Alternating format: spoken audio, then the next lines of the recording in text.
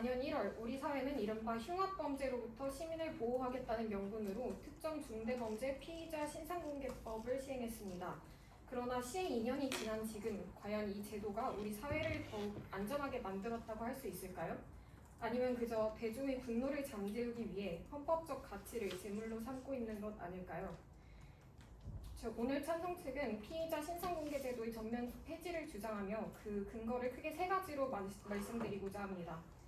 첫째, 이 제도는 범죄 예방이라는 정책적 목표를 달성하는 데 완전히 실패한 시스템입니다. 제도의 핵심 목적은 재범 방지와 일반 예방입니다. 그러나 대한 범죄 확대 등의 실증 연구 어디에서도 신상 공개가 범죄율을 낮춘다는 명확한 상관관계를 찾을 수 없습니다. 오히려 경찰청 자료에 따르면 살인, 강도가 감소하는 동안 성범죄는 증가하는 등 제도의 영향력이 무의미함이 드러났습니다. 특히 신상 공개 대상이 되는 대부분의 피의자는 이미 사형이나 무기징역으로 사회와 영구히 격리될 이들입니다. 이미 감옥에 갇혀 다시는 사회로 나올 일 없는 자들의 얼굴을 정보통신망에 게시하는 것이 대체 어떠한 실질적 이득을 시민에게 제공한단 말입니까? 이는 범죄 근절을 위한 정책이 아니라 단순한 여론 달래기용 행정 낭비에 불과합니다. 둘째, 이 제도는 무고한 제3자에게 피해를 전가하는 현대판 연좌제입니다. 우리 헌법 제13조 제3항은 자기 행위가 아닌 친족의 행위로 불이익을 받지 않을 권리를 명시하고 있습니다. 하지만 피의자의 신상이 공개되는 순간 그 가족과 주변인은 대역 죄인의 신세가 됩니다. 제주 고유정 사건 당시 피의자의 어린 자녀 정보와 출신 학교가 유포되어 무차별적인 마녀 사냥이 이뤄졌던 사례를 기억해 주시기 바랍니다. 피의자를 옹호하지도 범죄에 가담하지도 않은 주변인들이 왜 국가에 의해 사회적으로 매장되어야 합니까? 이는 알 권리라는 미명하에 시민들의 사적 제재와 온라인 린치를 국가가 방조하고 조장하는 꼴입니다. 마지막으로 이 제도는 오판 시 시스템을 복구할 장치가 없는 위험한 제도입니다. 수사 단계의 피의자는 아직 유죄가 확정되지 않은 무죄 추정의 대상입니다. 만약 국가가 잘못된 판단으로 신상을 공개한다면 그 책임은 누가 지겠습니까? 실제로 2020년 강원경찰청 사례에서 보듯 신상 공개 결정이 내려진 후 재수사 과정에서 주요 혐의가 무혐의로 밝혀진 치명적인 오판 사례가 다수 존재합니다. 뒤늦게 법이 개정되어 1,000만 원 이내의 보상금을 준다고 하지만 국가에 의해 한 번 살인범으로 낙인 찍혀 파괴된 개인의 명예와 삶을 과연 돈으로 보상할 수 있겠습니까? 회복 불가능한 오판의 가능성을 열어두는 침입적 행정은 국가에서 결코 용납될 수 없습니다. 결국 정책의 성패는 감정이 아닌 논리와 실익으로 평가되어야 합니다. 범죄 예방 효과는 없으면서 무고한 가족에게 고통을 주고 국가의 실수조차 보상할 수 없는 이 제도를 우리는 언제까지 방치할 수 없습니다. 헌법적 원칙을 포기한 안전은 결코 진정한 안전이 될 수 없음을 밝히면서 이상 입론 마치겠습니다.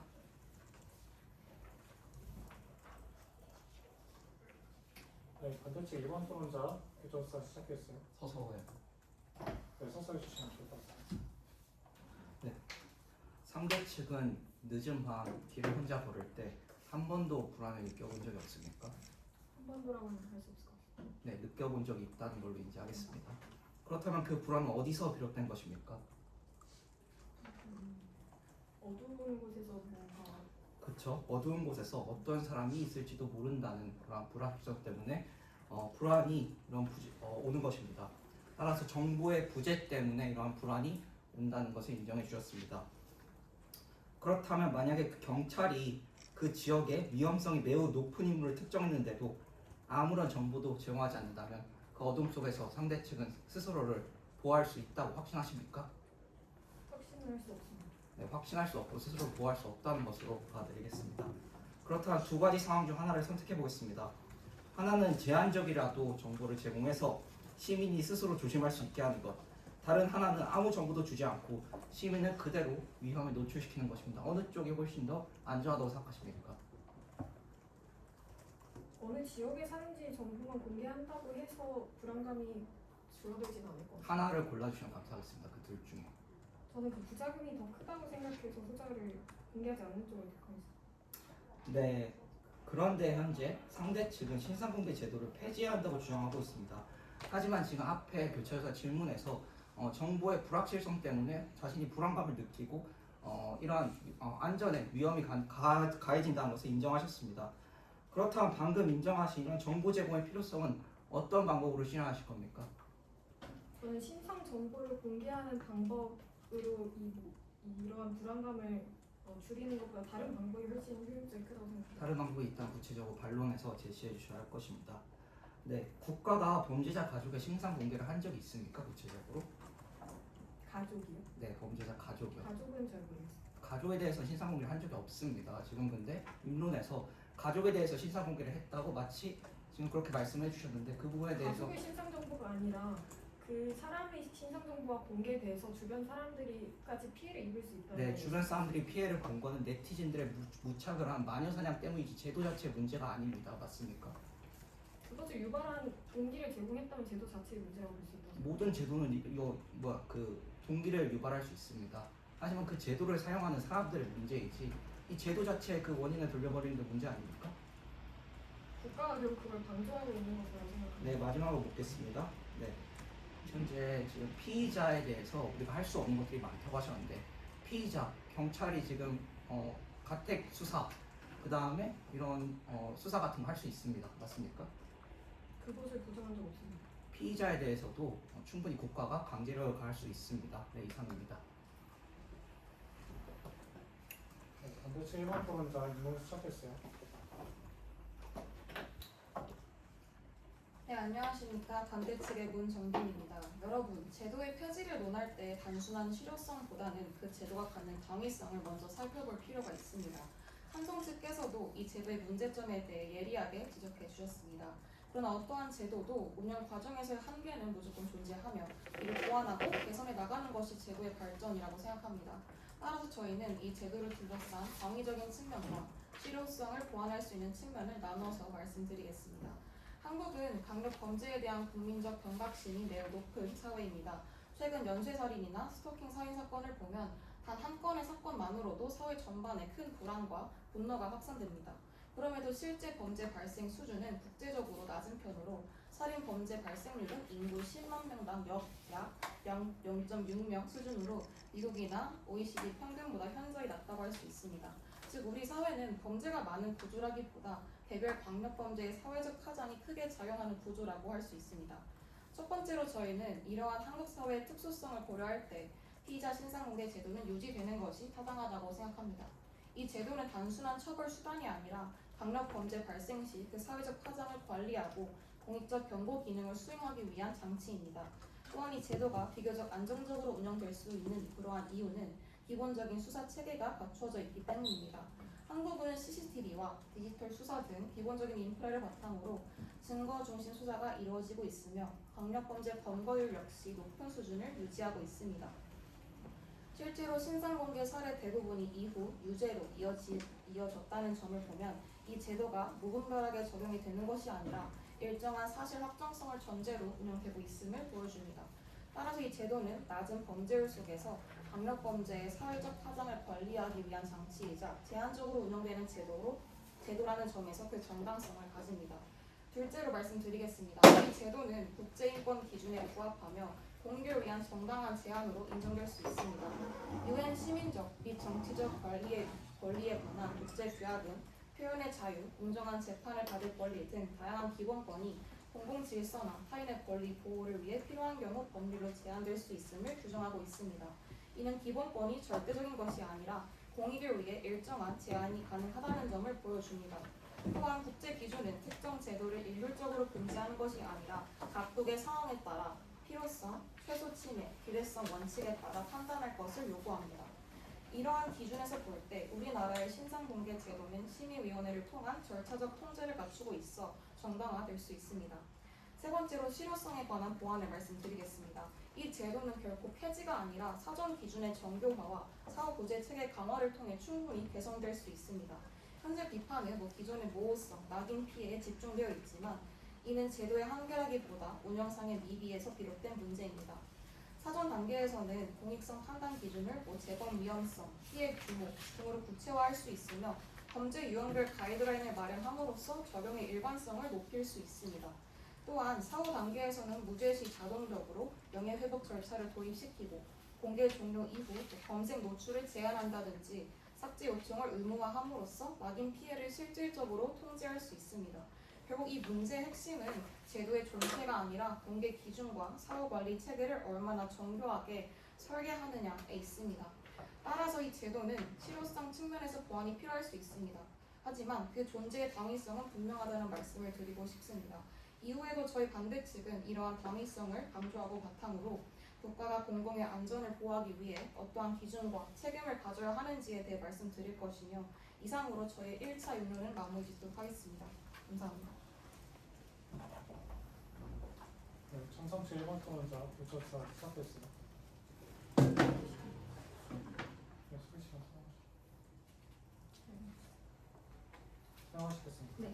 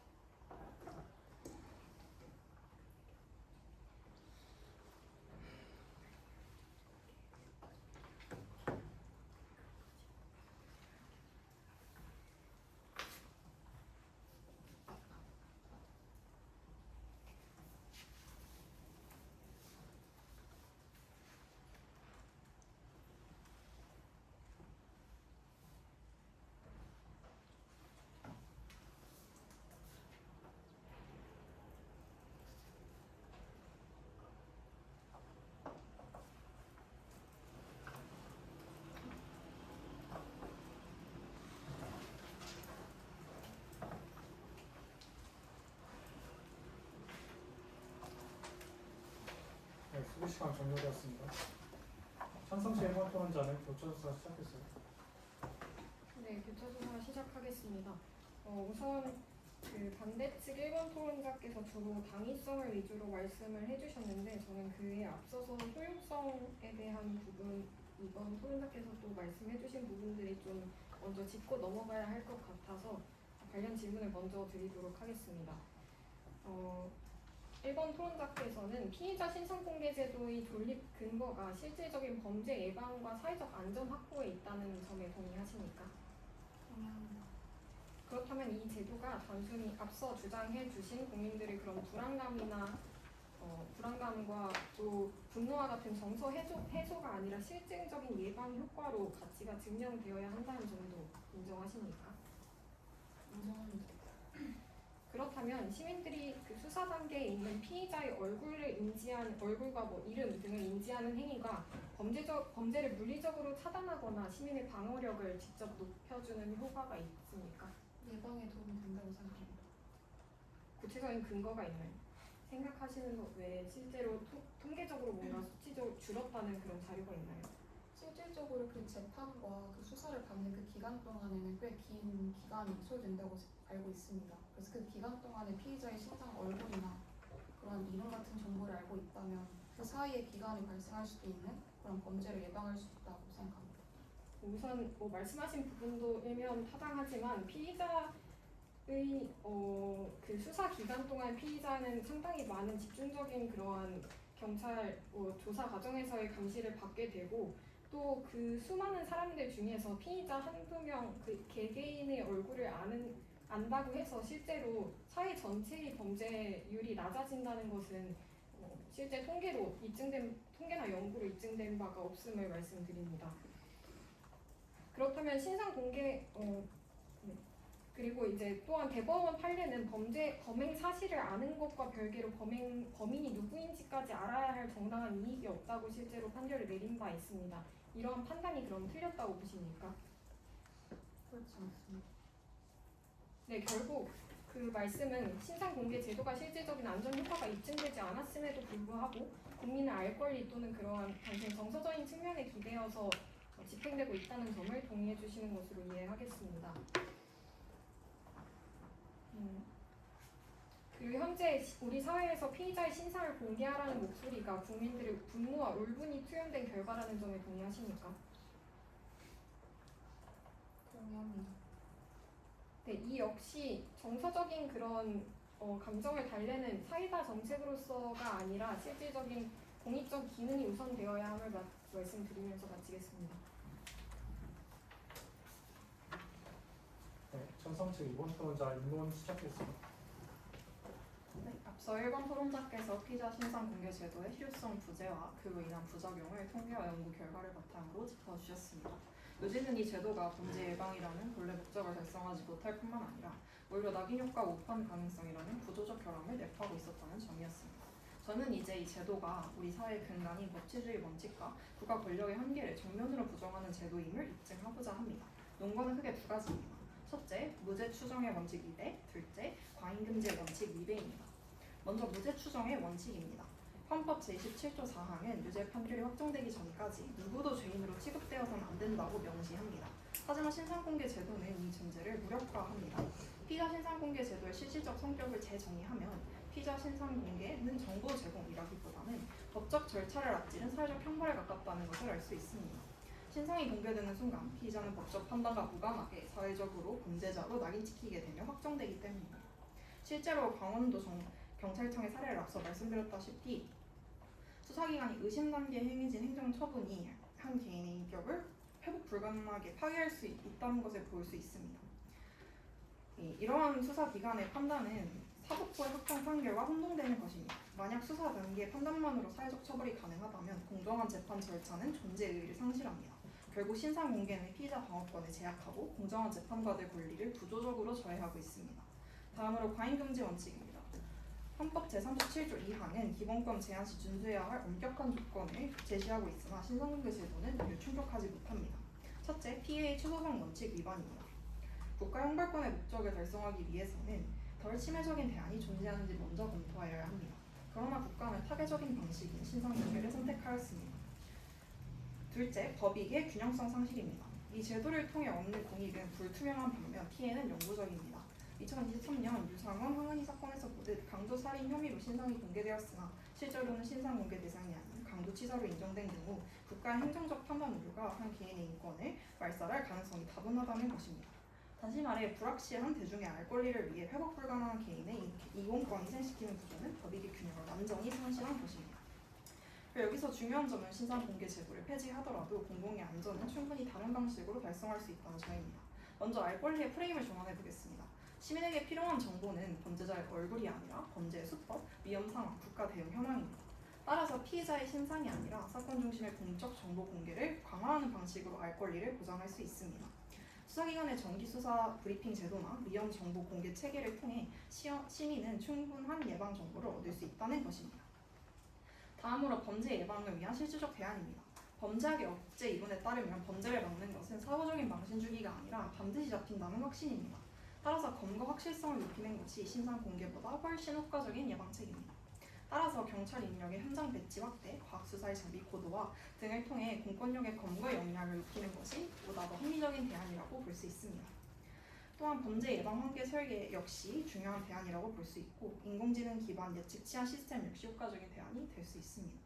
정리하겠습니다. 피해자 신상 공개 제도는 헌법 원칙을 침해하고 실효성도 부족하며 덜 침해적인 대안이 존재하므로 민주정치주의를 위해 폐지되어야 한다고 생각합니다. 이상입니다.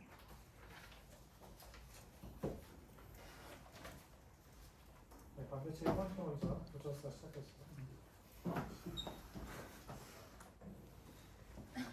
네, 시작하도록 하겠습니다. 우선 2번 토론자께서 말씀해주신 무죄 추정의 원칙과 과잉 금지에 대한 원칙에 대해서는 이후 반박돼 더 추후 말씀드리도록 하며 저는 우선 이 제도에 대한 구조적 결함에 대해서 자꾸 말씀을 하시는데 이 제도가 그래도 기준하에 제대로 작동이 되고 있다는 점을 말씀드리고 싶기 때문에 교차 조사에서 이어나가도록 하겠습니다. 먼저 제도의 기본 구조에 대해 확인을 해드리겠습니다. 피의자 신상공개 제도는 단순히 수사기관의 즉각적인 판단으로 이루어지는 것이 아닌 경찰 단계와 검찰 단계로 나뉘어 각각 신상정보 공개심의위원회를 통해 결정된다는 점 알고 계십니까? 네, 알고 있습니다. 이어서 질문 드리겠습니다. 해당 심의위원회가 경찰 내부 인원뿐만 아니라 교수, 변호사, 의료인 등 외부 전문가를 포함하여 구성이 되며 과반수 찬성을 통해 공개 여부가 결정된다는 점도 알고 계십니까? 네, 알고 있습니다. 하지만 그게 지역에 따라 달라서 네, 기준이 감사합니다. 불명확하다고 생각합니다. 심의위원회는 외부 전문가가 포함된 이러한 구조로 내부 판단과 외부 검토가 이루어지도록 설계되어 있습니다. 그리고 또 복수 단계로 검토가 가능하기 때문에 자의적인 판단 가능성을 줄이기 위한 장치도 작동하고 있습니다. 이어서 실제 운영 사례를 확인해 드리겠습니다. 2024년 1월 제도 시행 이후부터 2026년 3월까지 총 공개된 24명의 피의자 신상 중에서 그중 23명이 살인 또는 살인 미수로 최종 판결을 받은 바가 있습니다. 또한 공개 사례 역시 대부분 살인과 같은 중대범죄에 제한적으로 적용되고 있습니다. 이러한 점을 종합해 볼 때 이 제도가 명확한 증거와 공익성이 인정되는 경우에 한해 신중하게 적용되고 있다는 점에 대해 동의하십니까? 일부 동의하지만 그렇지 않은 경우도 명백히 존재함을 앞서 말씀드렸습니다. 제도가 공개 대상을 살인죄에 대한 제한적으로 선정하고 있고 신상 공개 판단이 무분별하게 이루어지는 것이 아니라 일정한 기준과 근거를 바탕으로 작동하고 있다는 점을 고려한다면 이는 충분히 신중하게 작동하고 있다고 할 수 있습니다. 또 한 가지 사례를 들어보겠습니다. 2026년 3월 강북구 모텔 연쇄 사망 사건에 대해서 알고 계십니까? 설명해 주십시오. 이 사건은 피의자가 여성이었다라는 점과 경찰 단계에서 신상 공개가 이루어지지 않았고 그 이후로 공정성과 기준에 대한 논란이 제기된 바가 있었습니다.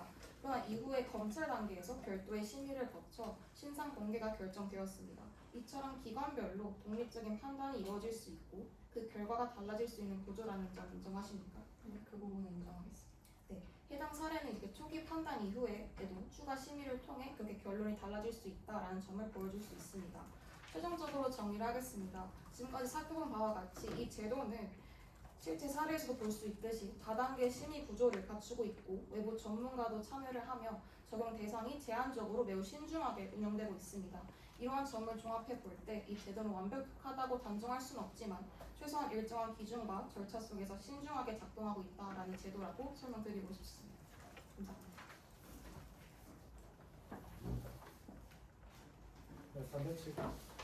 네, 반드시 이번 토론자 임명을 시작했어요. 독일 대통령 슈레더는 국가는 국민을 보호할 의무가 있지만 그 권한은 신중하고 책임있게 행사되어야 한다는 말을 남겼습니다. 이 원칙을 전제로 저희는 피해자 신상공개 제도가 공공의 이익을 위해서 필요하며 폐지가 아니라 정교한 운영이 요구된다고 생각합니다. 첫째, 국가는 가해 가능성이 있는 개인의 권리보다는 국가는 가해를 가한 개인의 권리보다는 실제 피해를 입을 수 있는 선량한 시민의 생명과 안전을 우선적으로 보호해야 합니다. 피의자는 아직 확정된 유죄가 아니지만 강력범죄의 경우 아까 저희가 입증했던 것과 같이 이미 상당한 수준의 증거와 개연성이 전제된 상태입니다. 반면 피해자는 법과 제도를 지켜온 선량한 시민이며 그 피해는 단 한 번 발생하면 되돌릴 수 없습니다. 두 권리가 하나가 중요하지 않다는 것은 아닙니다. 하지만 다수 시민의 생명과 안전이라는 공익을 보다 우선적으로 고려해야 합니다. 신상공개는 처벌이 아닙니다. 이러한 위험에 대한 사회적 경고 기능을 수행합니다. 예를 들어 한 가상의 상황을 생각해 보겠습니다. B씨는 매우 평범한 시민으로 선량한 삶을 살고 있었습니다. 늦은 밤 귀가를 하던 중 강력범죄의 피해자가 되었습니다. 강력범죄를 저지른 범죄자는 주변에 살고 있었고 이미 동종의 범죄를 저질러서 몇 번 기소가 된 적이 있는 상태였습니다.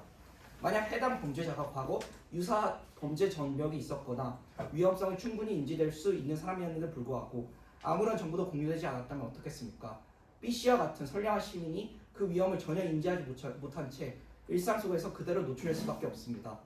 범죄는 언제나 예고 없이 발생하지만 최소한의 정보 제공과 경고가 있었다면 피할 수 있었던 위험도 분명 존재합니다.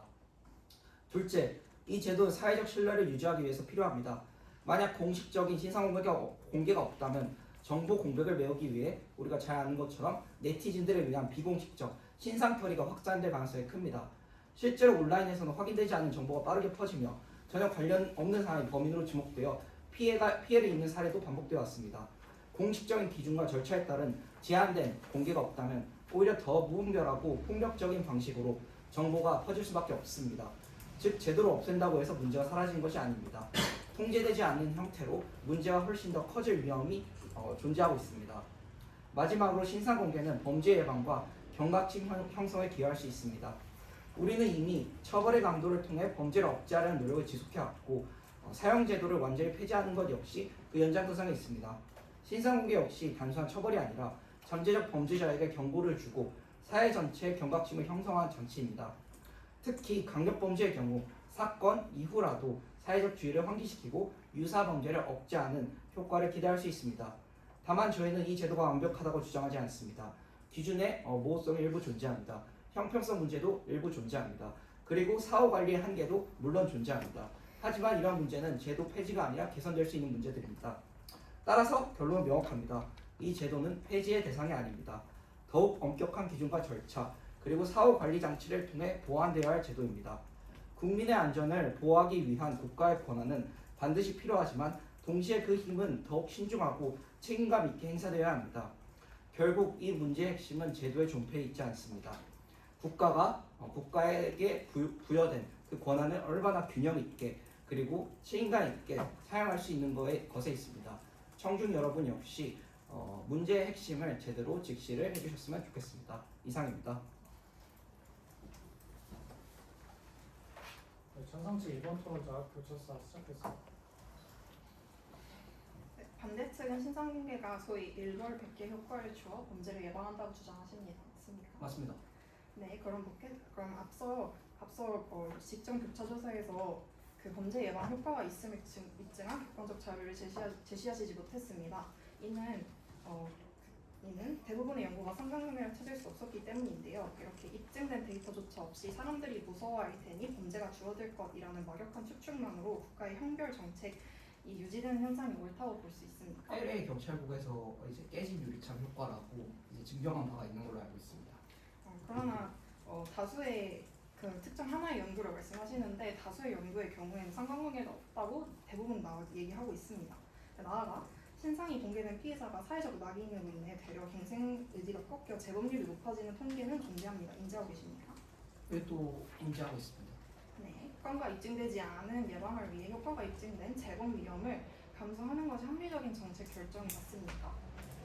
아까 말씀해 주셨던 것 같이 이런 피의자들 대부분이 매우 강력한 범죄를 저질러서 사회로 다시 돌아갈 수 없는 부분이 경우가 대부분인데 이러한 교화보다는 처벌에 주목적을 두는 게 합리적이라고 생각합니다. 네, 알겠습니다. 그러면 국가적 차원에서 넘어가서 피의자의 입장에서 논해보겠습니다. 반대측은 대한민국의 사법 시스템이 그것도 수사 과정에서 항상 완벽하게 유무죄를 가려낼 수 있다고 생각하십니까? 완벽하지는 않지만 다른 나라보다는 가능성이 훨씬 높다고 생각합니다. 특히 피해자는 유죄 판결이 확정되지 않은 무죄 추정의 원칙이 적용되는 대상인 또한 인지하고 계십니까?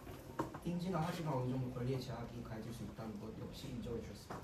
근데 신상 공개는 판사의 최종 판결이 나오기도 전이 수사 단계부터 집행됩니다. 맞습니까? 맞습니다. 만약 일전에 소개드렸던 사례들과 같이 국가가 그러한 단계를 거쳤음에도 불구하고 신상을 공개해서 수강법을 낙인 찍었는데 추후 그것이 사실이 아니라면 이미 유포된 신상과 훼손된 명예를 온전히 되돌려 놓을 방법이 있습니까?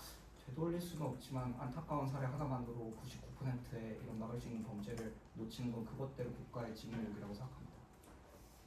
그러면 국가 보상 제도가 있더라도 앞서 말씀해 주신 것처럼 훼손된 인격은 되돌릴 수 없습니다. 질문을 한번 바꿔 보겠습니다. 반대측은 10명의 범죄자를 놓치더라도 한 명의 억울한 피해자를 만들지 말라는 근대 사법의 대원칙에 동의하십니까? 동의를 좀 조금 못한 것 같습니다. 네, 결국 피해자 신상 공개 제도는 지금 입증해드린 것과 같이 피해자에게도 국가에게도 부정적 영향을 미칠 가능성이 압도적으로 높은 제도이기 때문에 폐지되어야 한다고 볼 수 있습니다. 이상입니다. 네, 그렇다면 반대측 1번 토론자 반박 시작됐어요. 네, 찬성측께서 말씀해주신 점들에 대해서 천천히 하나하나 반박해 보겠습니다. 우선 무죄 추정 원칙에 대해서 말씀해 주셨습니다. 이 신상 공개 제도는 피의자를 유죄로 단정하는 그런 처벌 행위가 아니라 공익을 위한 제한적인 정보 공개 조치에 해당합니다. 그리고 또한 이 현재 제도는 충분한 증거를 요건으로 하고 또한 공익을 필요성으로 하며 심의위원회가 2차로 다층적으로 검토하는 그러한 상황이 있습니다. 이러한 근거들을 전제로 제한적으로 매우 신중하게 적용이 되고 있기 때문에 이는 무죄 추정 원칙과 충돌하고 공익과 개인 권리 사이의 균형 속에서 운영되는 제도라고 할 수 있습니다. 또한 제가 앞서 말씀드렸다시피 지금 24명 중 23명이 막 살인죄 같은 그런 중대범죄에 해당한다는 것을 보면 이는 오히려 더 신중하게 그것을 하고 있기 때문에 좀 더 범죄 유형을 더 개선하면서 넓힐 필요가 있는 것이지 이것의 무죄 추정 원칙을 반대하고 있다면 또한 실제 현황과 동떨어진 우려라고 저희는 생각합니다. 두 번째로 범죄 예방에 대한 실효성이 없다라고 말씀해 주셨습니다. 그럼 이 주장은 제도의 목적을 좀 지나치게 좁게 해석한 것이라고 저는 생각합니다. 이 제도는 단순히 재범 방지만을 목적으로 하는 것이 아니라 중대 범죄 발생 시 사회적 경고 효과와 같은 공공의 안전 확보를 위한 제도입니다. 특히 살인과 같은 중대한 범죄에 대해서는 범죄 이후라도 사회적 경각심을 높이고 추가 피해를 방지하는 그런 기능을 수행합니다.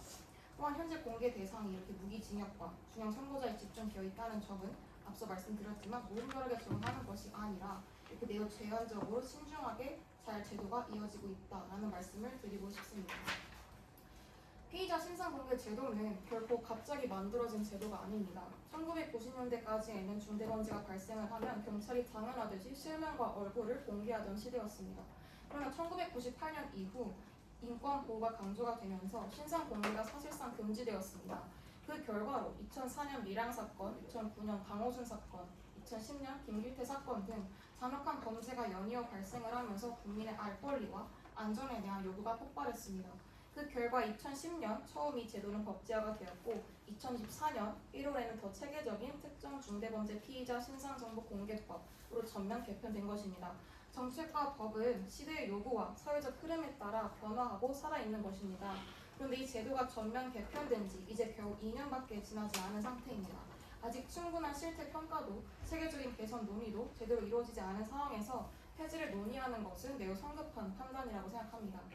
법은 한번 시행되었다고 완성되는 것이 아니라 시간이 지나면서 드러나는 문제점을 보완해가며 발전해 나가야 합니다. 보완할 점이 존재한다는 점은 저희도 앞서 인정했습니다. 하지만 이러한 점을 어떻게 줄이고 회복할 것인가가 이 제도를 유지할 것인지 폐지할 것인지 보다 더 중요한 문제라고 저희는 생각합니다. 감사합니다. 네, 평상시 1번 토론자 건박 시작했어요. 네, 반박 시작하겠습니다. 지금까지 반대 측은 국민의 알 권리나 범죄 예방 그리고 이 제도의 실효성 등을 주장하면서 당위성과 실효성 등을 주장하면서 제도 폐지를 반대했습니다. 하지만 지금까지 토론을 통해 드러난 사실은 반대 측이 주장하는 공익이 실증적 근거가 없는 정서적 기대감에 불과하며 그 과정에서 파괴되는 인권과 헌법적 가치가 회복 불가능하다는 점입니다. 그래서 지금까지 토론에서 드러난 반대 측의 논리적 허점을 크게 세 가지를 중심으로 짚어서 말씀드리겠습니다.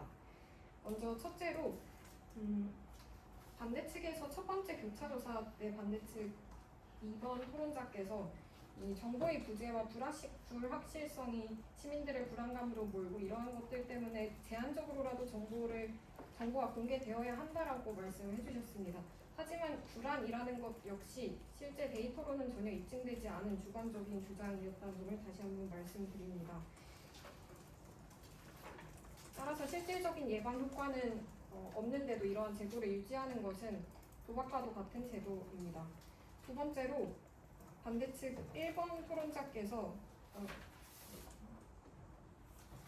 계속해서 신중히 제도가 시행되고 있다는 점을 강조해 주셨습니다. 외부 전문가도 투입되고 과반수 이상의 찬성을 받고 있으며 수사 단계가 두 단계로 경찰과 검찰로 나뉘어서 진행되고 있다는 점을 말씀해 주셨는데 이토록 제도 설계 자체는 최대한 오류를 없애기 위해 설계가 되었을지 모르지만 그렇다고 해서 그것이 완벽한 오류가 없다는 것을 입증하지는 않습니다. 계속해서 신중이라는 키워드를 말씀해 주셨지만 이것 역시 실제 통계로는 실제로 24명 중에 한 명이 실제 무죄 판결이 난 것만 하더라도 그것만으로도 이제 충분히 이 제도가 폐지되어야 할 이유가 있다고 생각합니다. 그리고 엄격한 심의라고 강조를 하신 것과 반대로 실제로는 여론에 따라 이 공개 여부가 좌지우지 되는 경우가 많다는 것이 현실입니다. 세 번째로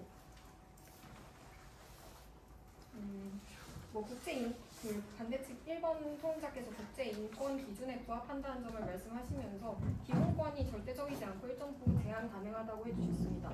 저희도 물론 그 부분을 인정하고 당연한 사실입니다. 하지만 그 기본권이 제한될 수 있다는 전제는 그 대상이 되는 그 피의자가 범죄자라는 것이 확실할 때 해당되는 것이지 아직 수사 중인 피의자 신분에는 그 전제 자체가 성립하지 않는다는 점을 말씀드리고 싶습니다.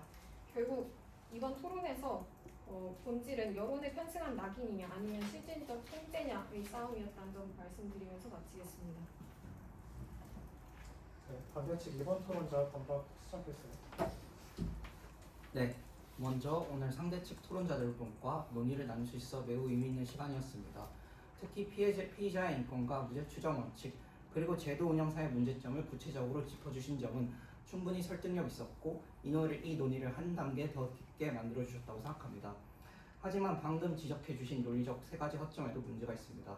첫 번째, 정보의 불확실성과 이제 국민들의 불안을 비과학적이고 데이터에 기반하지 않는 소위 떼법으로 지금 몰아가셨습니다. 하지만 이러한 워딩 수정하겠습니다. 네, 소위 네, 비과학적이고 비통계적인 감정적인 요소로 몰아가셨습니다. 하지만 이런 감정적인 요소도 제도를 설계하는 데는 충분히 고려될 수 있는 요소라는 점 말씀드리고 싶습니다.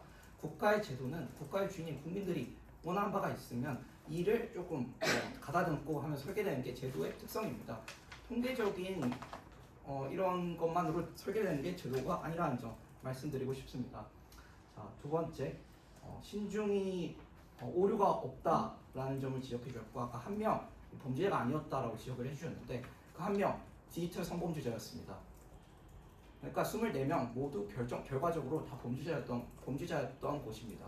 설령 그 한 명이 범죄자가 아니었다고 해도 통계적으로 지금 96%가 범죄자로 입증이 됐는데 그럼 4%의 그 억울한 사례를 막자고 96%의 범죄자가 사회로 풀려나와서 다른 선량한 시민들을 해하는 사례를 막고자 이러한 제도를 시행하는 점 분명히 말씀드리고 싶습니다.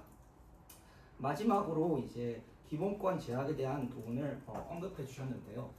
이 기본권 제약이란 부분이 피의자에 대해서는 충분히 기본권의 제약이 될 수 있습니다. 피의자에 대해서 경찰이 출석 요구를 하고 피의자는 거기에 출석을 해야 합니다. 이는 피의자가 기본적으로 자기가 가고 싶은 곳을 가지 않을 수 있다는 이런 기본권을 어느 정도 제약을 하는 것입니다. 또한 피의자에 대해서 검찰에게서 이제 영장을 받으면 압수수색을 할 수도 있습니다. 이는 피의자의 재산상의 기본권을 어느 정도 제한할 수가 있는 것입니다. 따라서 피의자 신분이더라도 유죄가 확정되지 않더라도 경찰 수준에서 어느 정도 이 사람이 유죄다라고 판정이 나면은 충분히 국가 권력으로 이를 제한할 수 있는 근거가 있다는 것 말씀드리고 싶습니다. 마지막으로 저희가 이제 강조하고 싶은 부분은 이것입니다. 공식적인 제도가 없다면 비공식적인 제도로 제도가 대체되게 됩니다. 만약에 신상공개가 없다면 어떻게 되겠습니까? 분노한 네티즌들을 위해서 더 무분별한 신상털이가 이루어지고 반대 측에서 우려했던 사태가 찬성 측에서 우려했던 사태가 더욱 더 심하게 일어날 것입니다. 이러한 것을 막고자 국가에 의해서 명확한 기준을 세우고 여러 단계를 걸쳐서 이런 제도를 시행하고자 하는 것입니다. 감사합니다.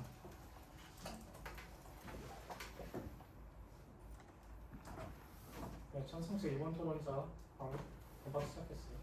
네, 반대 측은 그동안 당위성과 강력범죄 예방 및 재범 방지 그리고 사적 공개에 대한 증가가 있을 것이다 라는 명분을 들어 이 제도의 존치 필요성을 강력히 주장해 왔습니다. 특히 충분한 증거와 신상공개심의위원회 결정이라는 절차적 장치가 있기 때문에 기본권 침해를 최소화할 수 있다고 이야기하였습니다. 하지만 이는 표면적 정당성일 뿐 실제 현장에서 작동하는 방식은 완전히 다르다는 점을 짚어드리고 싶습니다. 저희는 반대 측의 논리가 한 두 가지의 결정적인 오류를 범하고 있다고 생각합니다. 하나는 이 제도가 내세운 예방 효과가 실질적으로 증명되지 않아 허상에 불과하다는 점이며 다른 하나는 엄격한 기준으로 내세우는 심의 과정 역시 실제로 대단히 자의적이고 불투명하게 운영되고 있다는 점입니다. 첫째, 반대 측이 강조하는 범죄 예방 효과는 그 근거가 무차 말씀드렸다시피 대단히 빈약합니다. 여러한 대한범죄학회와 한국형사정책연구원 등의 공통된 견해에 따르면 강력범죄 발생의 건수가 유의미하게 감소하지 않았습니다. 결국 이 제도는 범죄를 막는 방패가 아니라 대중의 호기심과 응보적 감정을 해소하기 위한 정책에 가깝습니다. 실질적인 예방 효과 없이 아직 유죄 확정이 되지 않은 피해자에게 과도한 인격권 침해, 권리 침해를 하는 것은 기본권 침해를 하는 것은 헌법상에서 어긋난다고 볼 수 있습니다. 나아가 폐지 시 사적 공개에 대한 증가할 것이라고 주장하셨는데 사적 공개 문제는 신상공개 제도의 존재 여부와 별개로 불법 행위에 대한 규제를 강화하여 해결해야 할 문제입니다. 오히려 공적 신상 공개 제도가 존재하면 공개가 정당하다는 인식을 확산시켜서 사적 공개를 정당화할 위험성 또한 존재함을 배제할 수 없습니다. 나 반대측이 주장하는 공정한 심의는 현실에서 일관성을 잃은 채 작동하고 있습니다. 2023년 KBS가 분석한 자료에 따르면 이들은 이 심의 회의에서 명단이나 회의록조차 비공개로 진행하고 있습니다. 이때 2023년에 제도와 현재의 제도가 다르다고 말씀하실 수 있지만 이 두 제도 사이에는 그렇게까지 큰 차이가 존재하지 않으며 구체적으로 검찰 단계 하나가 추가됐다는 것뿐입니다. 그 외에 신상공개정보심의위원회가 구성되는 방식 등은 동일하다는 점으로 미루어 보아 충분히 오판할 가능성이 농후하다는 점을 말씀드리고 싶습니다. 정리하겠습니다. 찬성 측이 폐지를 주장하는 이유는 명확합니다. 첫째, 예방 효과는 입증되지 않았고, 둘째, 운영 기준은 자의적이며 오판의 위험이 상존하고, 셋째, 무엇보다 헌법의 근본 정신을 무너뜨리는 모순된 제도이기 때문입니다. 법을 지키기 위해 법의 정신을 무너뜨릴 수는 없습니다. 따라서 저희는 피의자 신상 공개 제도를 반드시 폐지해야 한다고 강력히 주장하는 바입니다. 이상입니다. 네, 이상으로 토론 마무리 짓도록 하겠습니다. 다들 수고하셨습니다.